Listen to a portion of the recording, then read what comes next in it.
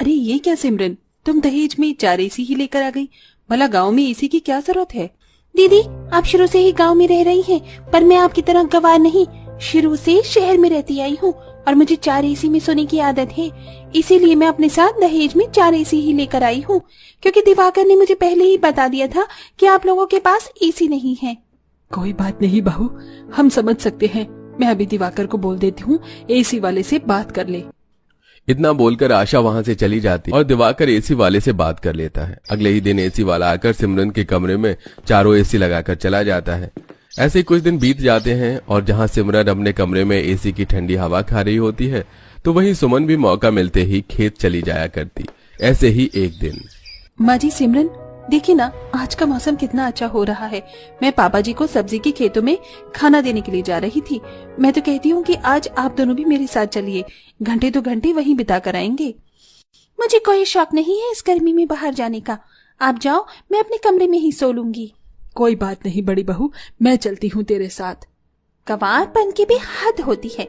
इन लोगों को एसी से ज्यादा बाहर की हवा पसंद है, वो भी इतनी गर्मी में। जहां मन ही मन सिमरन मुंह बना रही होती है तो वहीं सुमन अपनी सास के साथ अपने ससुर के लिए खाना लेकर खेत में जाती है, जहां विनोद सब्जियों के खेत में पानी दे रहा होता है। सुनिए जी, कुछ हरी सब्जी तोड़ लेना और अब जाकर पहले खाना खा लीजिए। हाँ भाग्यवान, बस अभी आता हूँ। इस तरह सुमन अपनी सास और ससुर के साथ वहीं पर बैठकर खाना खाती है और कुछ देर बाद आशा अपने पति और बहू के साथ कुछ सब्जियां खेत से तोड़कर घर ले जाती है। इसी तरह कुछ दिन बीत जाते हैं और एक रात, बहू रात हो गई, जल्दी से खाना लगा दे, तेरे ससुर जी भी खेत से आते होंगे। भाभी, मेरा खाना कमरे में ही लगा देना, मैं तो एसी की हवा में बैठकर ही खाऊंगा। इतना बोलकर दिवाकर अपने कमरे में चला जाता है और सिमरन के साथ एसी में खाना खाता है।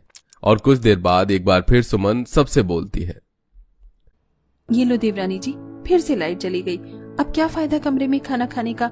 देवर जी को बोलो कि वो हम सबके साथ ऊपर छत पर चले, ठंडी हवा में बैठकर खाना खाएंगे।